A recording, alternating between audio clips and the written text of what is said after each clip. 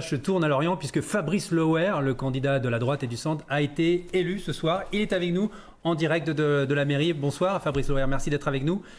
La 4e tentative aura donc été la bonne. Voilà, quel premier sentiment avez-vous ce soir avec cette victoire ? Celui d'une grande fierté, évidemment. J'ai conduit une liste de rassemblement qui s'appelle Unissons Lorient, qui va au-delà d'ailleurs de la droite et du centre. Je comprends que les analyses aillent dans ce sens, mais c'est vraiment une liste de Lorientais. Et je suis très fier, évidemment, ce soir de pouvoir demain incarner, je l'espère, un autre avenir pour la ville aux 5 ports. Qu'est-ce qui a fait la différence selon vous ? Le résultat est très serré. Il y a eu un vote utile en votre faveur, par exemple l'électorat LREM qui aurait pu voter Laurent Tonnerre au premier tour. Et c'est transféré sur vous ? Écoutez, nous on a fait effectivement campagne sur la notion de vote utile. Il faut rappeler que j'étais face à 3 listes issues de la majorité sortante, donc une division de la gauche qui objectivement servait nos intérêts.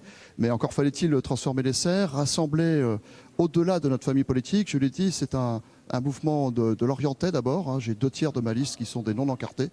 Et c'est ce que j'ai voulu incarner dans une nouvelle candidature très différente des 3 premières, avec aussi bien sûr un projet qui a manifestement séduit plus de Lorientais.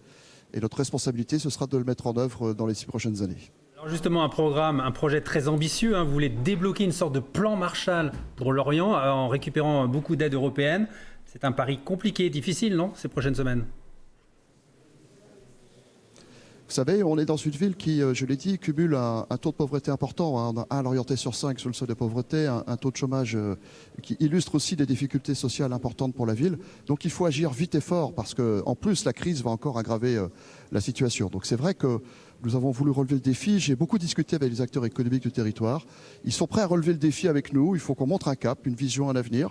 Et sur la question de ces financements européens, je ne me suis pas engagé comme ça à la légère. On a des relais au niveau de la Commission européenne, au niveau de la région demain. Ce sera effectivement le premier travail qui sera sur la feuille de route du maire dès les prochaines semaines. Merci beaucoup Fabrice Loher.